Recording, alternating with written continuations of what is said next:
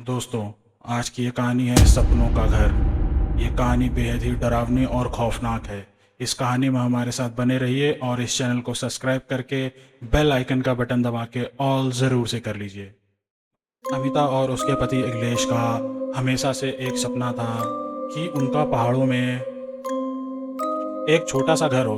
उन दोनों ने अपना एक ऑनलाइन बिजनेस स्टार्ट किया था, जिसके चलते वो कहीं से भी अपना काम कर सकते थे। इसलिए उन्होंने हिमाचल के एक छोटे से गांव में कहीं दूर एक छोटा सा घर खरीदा, जिसके चारों तरफ जंगल और बड़े बड़े पेड़ और सुंदर फूल थे। अमिता खुश थी। पीले रंग का वो बड़ा सा घर सूरज की किरणों में बहुत खूबसूरत लग रहा था। और जैसे ही अमिता ने घर का दरवाज़ा खुला, उसे घर के अंदर से एक अजीब सी बदबू आई। घर काफ़ी सालों से बंद था और गंदा था। शायद इसलिए वो बदबू आ रही थी। वो दोनों जब घर के अंदर गए तो दिन के उजाले में भी अंदर गुप्त अंधेरा था। उन्होंने कैंडल्स जलाई, इलेक्ट्रिसिटी ऑन की, घर साफ़ किया और फिर अपना सामान सेट किया। उसी रात जब अमिता ने खाना बनाने के लिए सब्जियां काटनी शुरू की, तो ताज़ी दिखने वाली सब्जियां अंदर से पूरी तरीके से सड़ी हुई थी, बल्कि सब्जी के अंदर से काले कीड़े निकल रहे थे। थकान की वजह से उन्होंने उस रात खाना ही नहीं बनाया, सिर्फ ब्रेड बटर खाया और सोने चले गए। रात के करीब 4 साढ़े 4 बजे जब अमिता की नींद खुली तो इलेश बेड पर नहीं था। अमिता ने परेशान होकर बाहर जाके देखा तो इलेश बगीचे में फावड़े से एक गहरा गड्ढा खोद रहा था और उसके चेहरे पर एक अजीब सी मुस्कुराहट थी। अमिता ने उसको पुकारा तो इलेश जैसे होश में आया। उसे याद ही नहीं था कि वो बाहर बगीचे में कब और कैसे पहुंचा। अमिता को लगा कि शायद इलेश ने कोई सपना देख लिया होगा और वो उसी सपने के अंदर नींद में चलने लगा होगा। इस इंसिडेंट के बाद बाकी का दिन ठीक गुजरा। सब कुछ नॉर्मल चल रहा था। अमिता और इलेश अपने नए घर में काफ़ी खुश थे और अगली रात सब कुछ बदल गया। अमिता की नींद एक तेज शोर से खुली। घर के नीचे वाले फ्लोर पर एक ऐसी आवाज़ आ रही थी जैसे कोई भारी कुर्सी को ज़ोर ज़ोर से कोई आगे पीछे कर रहा हो। अमिता डरते हुए धीरे धीरे नीचे गई तो वो आवाज़ सीढ़ियों के नीचे से आ रही थी। वहाँ उसे एक छुपा हुआ दरवाज़ा मिला जो बेसमेंट के एक कमरे में जा रहा था। अमिता जब उस अंधेरे कमरे में गई तो उसने देखा कि वहाँ सड़ी हुई जड़ी बूटियाँ रखी हैं और एक रॉकिंग चेयर पर इलेश बैठा एक काली बोतल को घूर रहा है। दीवार पर लटकी लालटेन की हल्की रोशनी में अमिता ने देखा कि इलेश के ठीक पीछे एक धुंधली काली परछाई खड़ी है और उसके लंबे बाल और खोखली आंखें हैं। अमिता ने जैसे ही कांपती आंखों में इलेश को पुकारा, वो चेयर हिलना रुक गई।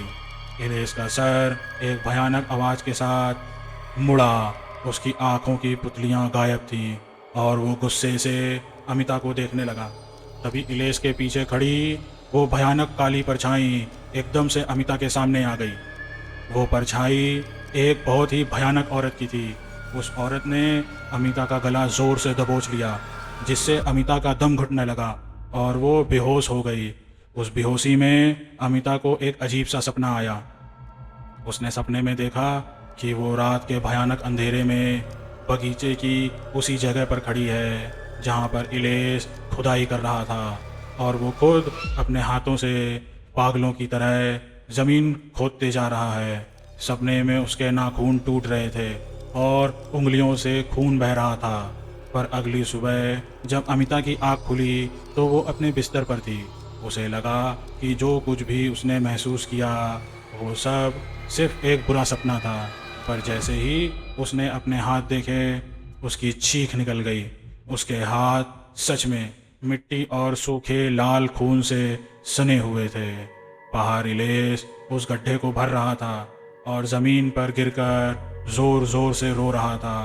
पर अमृता के पुकारने पर वो एकदम से चुप हो गया, जैसे कुछ देर पहले कुछ हुआ ही ना हो। अमिता इलेश से कुछ कह पाती उससे पहले ही उसे ज़ोरों की ठंड लगने लगी और उसका सर भारी होने लगा। उसे उल्टी आने लगी तो वो घर के अंदर भागी, लेकिन जैसे ही वो घर के अंदर घुसी घर में सड़ते हुए मांस और जलती हुई जड़ी बूटियों की बदबू फैली हुई थी। घर के सारे दरवाजे और खिड़कियां अपने आप झटके से बंद हो गए और घर के मेन डोर पर ताला लगने जैसी आवाज़ आई। घर के सारे बल्ब एक झटके में फूट गए और दीवारों से रोजने की आवाज़ें आने लगी। उसने देखा कि ज़मीन पर काले खून के निशान बन गए हैं। तभी एकदम से इलेस हाथ में काले खून से सनी हुई, जंक लगी हुई एक बहुत भारी कुल्हाड़ी लिए हुए अमिता की तरफ आने लगा। उसकी आंखें सफ़ेद पड़ गई थीं। उसके पीछे एक भयानक आदमी की आत्मा थी जो हवा में उड़ रही थी, जिसके चेहरे का मांस सड़कर नीचे गिर रहा था और आंखें बिल्कुल काली थीं।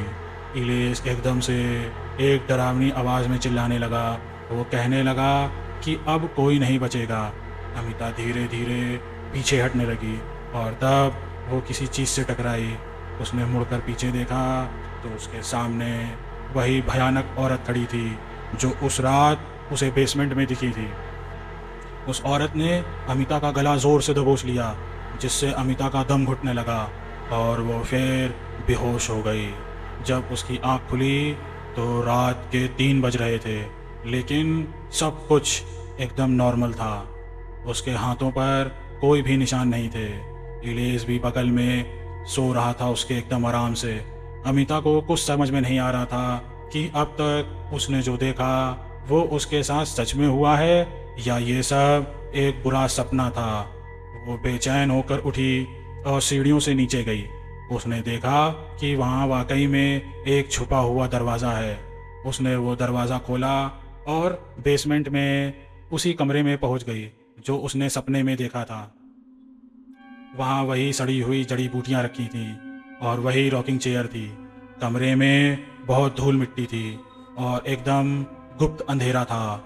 अमिता ये सब देख ही रही थी कि अचानक उसे अपने बेडरूम से एक ज़ोर की आवाज़ आई। वो ऊपर गई तो उसने देखा कि उसका पति इलेस बेड से ऊपर हवा में लेविटेट कर रहा है। ये देखकर अमिता की चीख निकल गई। उसने इलेस का नाम ज़ोर से पुकारा तो इलेस झटपटाने लगा, जैसे वो जंजीर में बंधा हो और अपने आप को छुड़ाने की कोशिश कर रहा हो। अमिता ने मदद के लिए फ़ोन उठाया, पर उस गांव के किसी भी इंसान ने उसका फ़ोन नहीं उठाया। उधर इलेस की हालत ख़राब होती जा रही थी। अचानक उसकी बॉडी अकड़ने लगी और वो ज़मीन पर नीचे गिर पड़ा। अमिता जैसे ही उसके पास उसे देखने गई, वो घबरा कर चिल्ला उठी, क्योंकि इलेस की जगह वहाँ वही भयानक औरत लेटी थी जिसे अमिता अपने सपनों में देख रही थी। इस बार वो बहुत खूंखार लग रही थी। उसने एक बार फिर अमिता का गला दबोचा, जिससे अमिता का दम घुटने लगा और उसकी सांसें रुक गईं। उस दिन की सुबह इलेस के लिए बिल्कुल अलग थी। जब इलेस सोकर उठा तो अमिता आराम से बेड पर सो रही थी। कुछ घंटे गुजरे, लेकिन अमिता अभी तक नहीं उठी थी। वो बस सोए जा रही थी। अब इलेस ने अमिता के चेहरे पर पानी डाला, लेकिन वो फिर भी नहीं उठी। अचानक अमिता को फिट्स का अटैक आ गया, यानी कि मिर्गी के दौरे पड़ने लगे। इलेस ने जल्दी से अमिता को कार में बैठाया और पास की क्लिनिक में ले गया। डॉक्टर ने चेक किया तो अमिता की रिपोर्ट्स एकदम नॉर्मल थी। बस उसकी दिल की धड़कन, उसकी हार्ट बीट्स बहुत तेज़ थी। लेकिन अमिता अब भी आंखें खोल ही नहीं रही थी, ना कुछ बोल रही थी। इलेस फाइनली जब उसे एक बड़े हॉस्पिटल में लेके गया तो उसे पता चला कि अमिता कोमा में चली गई है। इलेस को कुछ समझ नहीं आ रहा था कि अचानक एक दिन में ये कैसे हो गया। हॉस्पिटल में एडमिट कराकर जब वो हिमाचल के एक गांव में अपने घर वापस गया तो उसके घर के बाहर एक बूढ़ा सा आदमी बैठा था। उसने इलेस को एक ऐसा राज बताया जिसे सुनकर इलेस के होश उड़ गए। उसने कहा कि ये घर शापित है और यहाँ एक ऐसी पिशाचनी रहती है जो लोगों को उन्हीं के सपनों में फंसाकर उनकी ज़िंदगी चुरा लेती है, और इस घर के अंदर कई लोगों की लाशें दफन हैं। इसलिए इलेस को वो घर जल्द से जल्द खाली कर देना चाहिए। ये कहते ही वो बूढ़ा आदमी वहाँ से उठा और जंगल के रास्ते चलने लगा। इलेस ने उसे आवाज़ लगाई, लेकिन वो आदमी चलते चलते हवा में कहीं गायब हो गया। इलेस ये देखकर हैरान हो गया था। उसने वो घर तुरंत ही खाली किया और अमिता की हेल्थ के लिए एक पूजा रखवाई। कुछ दिनों बाद अमिता को अपने आप ही होश आ गया। वो नींद से उठते ही रोने लगी और उसने बताया कि कैसे वो एक सपनों के घर में फंस गई थी और वो कितनी अकेली महसूस कर रही थी। इलेश ने भगवान का शुक्रिया अदा किया और उस बूढ़े आदमी का भी, जिसने उसे सब बताया। इलेश को लगा कि शायद वो बूढ़ा आदमी भी एक भटकती आत्मा था जिसके सपने उस पिशाचिनी ने सुराए थे। दोस्तों, अगर आप ऐसे कभी सपनों के घर में फंस जाओगे तो आप क्या करोगे? तो आप ऐसे सपनों के घर में ना फंसो, इसलिए आप हॉरर रेडियो को जल्दी से सब्सक्राइब करो और ऐसी थ्रिलिंग स्टोरीज़ आपको हर हफ्ते सुनने को मिलती रहे और आप ऐसे घरों से बचते रहो।